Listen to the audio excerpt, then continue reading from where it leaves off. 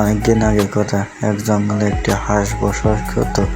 তো হাঁসের অনেকগুলো ডিম ছিল এবং সে অপেক্ষা করছিল তার ডিম থেকে কখন ফুটে বাচ্চা বের হবে। সেজন্য সে বসে বসে ভাবছিল এবং সে ডিমের সঙ্গে বসে বসে গল্প করছিল। এমন সময় তার ডিম ফুটে বাচ্চা বের হলো এবং বাচ্চাগুলো হাঁটতে বের হলো।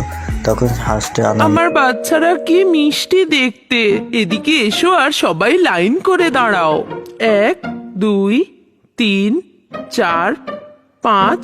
আরে এদের মধ্যে একজন তো নেই। মা ডাক ঘুরে দেখলো যে একটা ডিম ফুটতে এখনো বাকি আছে। আমার মনে হয় এই ডিমটা না ফোটা অবধি এর ওপর তা দিতে হবে। এটা তো অনেক বড় মনে হচ্ছে। খুব তাড়াতাড়ি সেই ডিমটাও ফুটে গেল, কিন্তু সেটা থেকে যে ডাকলিন বেরোলো সেটা খুব বড় আর দেখতে খারাপ ছিল। আরে এই বাচ্চাটা তো বাকি ভাই বোনেদের থেকে একদমই আলাদা। পরের দিন ছোট ছোট ডাকলিন জলে সাঁতার কাটতে লাগলো। ও, আমি আজ খুব খুশি হয়েছি। সব বাচ্চারা কি সুন্দর সাঁতার কাটছে, আর এই ছোটটাও তো খুব সুন্দর সাঁতার কাটছে। চলো বাচ্চারা, আজকের জন্য এটুকুই থাক। আমাদের অন্ধকার হওয়ার আগে ফার্ম হাউসে ফিরতে হবে। পুরো পরিবার ফার্মে চলে এলো, যেখানে অন্য অন্য ডাকেরাও থাকে। এটা কি? এখানে একসাথে এতগুলো ডাক কি করছে? অন্য সব ডাক কত সুন্দর দেখতে, কিন্তু ও তো অপরিষ্কার আর অদ্ভুত দেখতে। হ্যাঁ, ভীষণই কুৎসিত দেখতে। তুমি এখান থেকে চলে যাও। তোমাদের এইভাবে বলা একদম উচিত নয়। এখনো ও অনেক ছোট, আর বড় হয়ে ও খুব সুন্দর দেখতে হবে। কিন্তু কেউ চুপ থাকলো না, সবাই সেই ডাকলিনকে নিয়ে মজা করতে লাগলো। তোমরা আর কতদিন এইভাবে একে জ্বালাতন করবে? আমি আমার এই ছোট বাচ্চাটাকে এত দুঃখিত দেখতে পারবো না। কিন্তু সময়ের সাথে সাথে সেই আগলি ডাকলিনটা আরো নিস্তেজ হয়ে পড়ল। ও যেখানেই যেত তাকে নিয়ে সবাই মজা করত। কিন্তু তুমি আজ পর্যন্ত এত কুৎসিত কাউকে দেখেছো? ওহো, এত সকাল সকাল আবার কাকে দেখলাম? এখন আমার পুরো দিনটাই খারাপ যাবে। এ তো দিনের পর দিন আরো কুৎসিত হয়ে যাচ্ছে। খারাপ দেখতে ডাকলিনটা কোথাও একা গিয়ে কাঁদতে চাইছিল। তার ভাই বোনেরাও তাকে নিয়ে মজা করত। মা ডাক তার সেই আগলি ডাকলিনকে দেখে খুবই দুঃখিত ছিল। কেউ আমার সাথে কথা বলতে চায় না, আর আমার সাথে খেলতেও চায় না। আমাকে কেউ ভালোবাসে না। আর আগলি ডাকলিন উড়ে ফার্ম থেকে চলে গেল।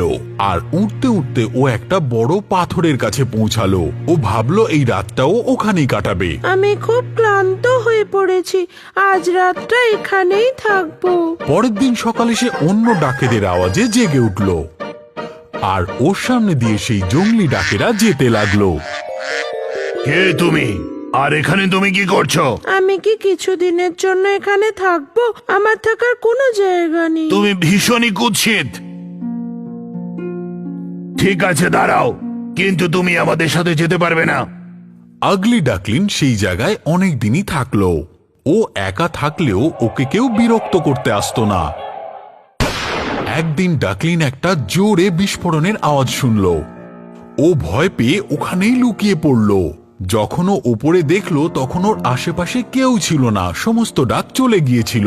আগলি ডাকলিনও সেখান থেকে যত তাড়াতাড়ি পারলো উড়ে চলে গেল। ও খুব জোরে ওড়ার চেষ্টা করলো।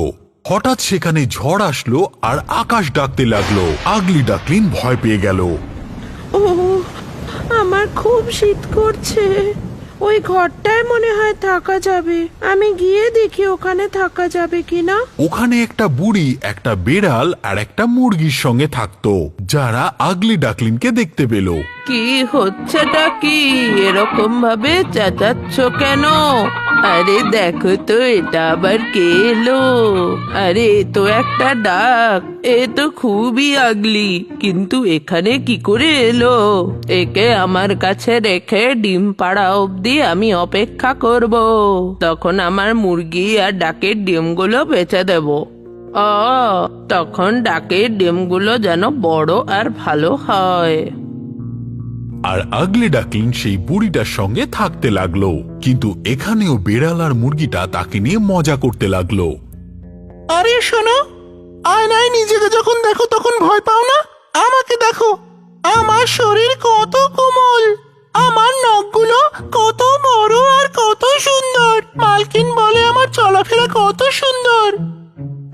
একটা লুজার, তুমি ডিমও পারতে পারো না।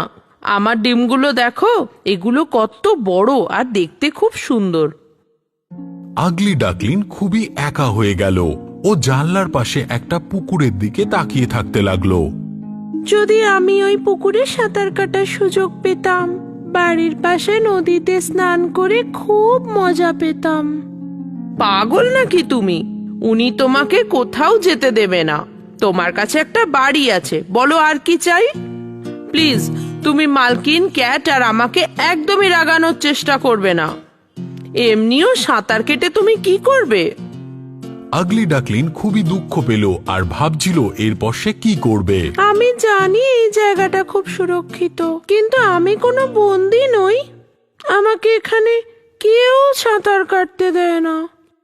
আমি সাঁতার কাটবো। আমি শান্তির সঙ্গে সাঁতার কাটতে চাই আর উঠতে চাই। আমাকে যে করে হোক এখান থেকে বেরোতেই হবে। তারপর একদিন রাতে ওখান থেকেও ডাকলিন চলে গেল তার পরের আশ্রয় খোঁজার জন্য। খুব তাড়াতাড়ি সে একটা পুকুর পেয়ে গেল যেখানে সে সাঁতার কাটতে পারে। আহা! জলটা কি ঠান্ডা! এতদিন বাদে সাঁতার কেটে খুব ভালো লাগছে। এখানের পশু পাখিরা যেন ভালো হয়, না হলে আবার আমাকে এখান থেকে ছেড়ে চলে যেতে হবে। কিন্তু আবার সেই আগলি ডাকলিনের সঙ্গে কেউই বন্ধুত্ব করতে চাইছিল না। আমার থেকে সবাই দূরে কেন পালায়? আমি দেখতে আগলি, কিন্তু তার মানে তো এটা নয় যে আমি খারাপ। কেউ আমার সাথে খেলতে আর কথা বলতে চায় না।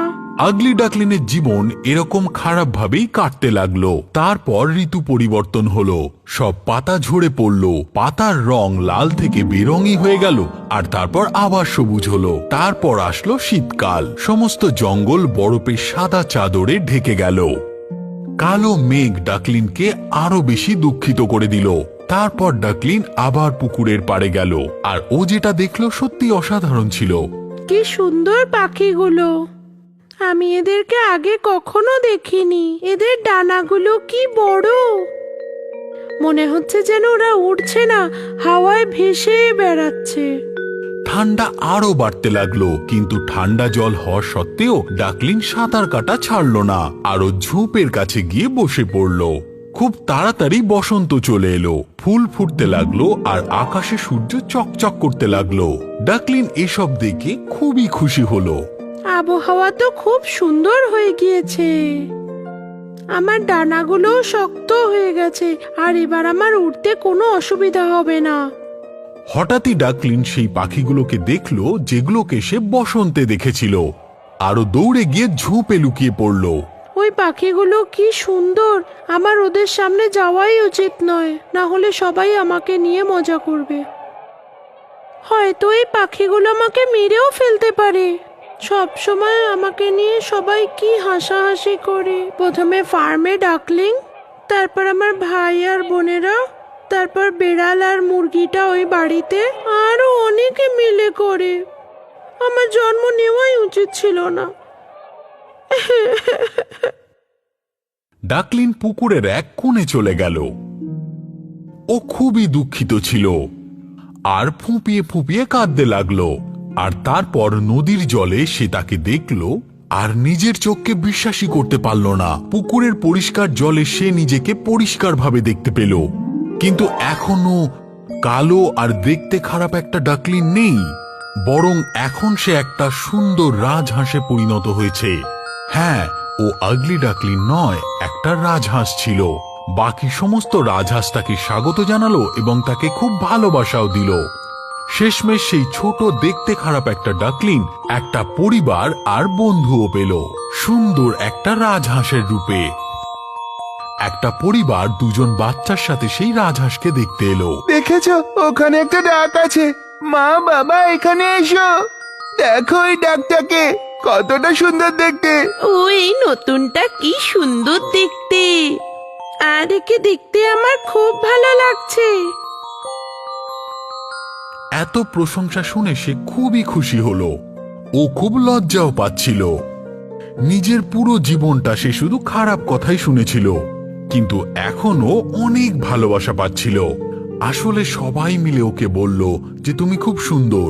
আমি তো এটা স্বপ্নেও ভাবতে পারিনি যে কেউ আমাকে কখনো সুন্দর দেখতে বলবে। যদি আমি আগেও এত ভালোবাসা পেতাম যখন আমি ছোট ছিলাম, তাহলে এত ভয়ানক ছোটবেলা হতো না। আমি সত্যিই বুঝতে পারি না যে লোকেরা গায়ের রঙের কথা ভেবে একে অপরের সাথে কেন বন্ধুত্ব করে।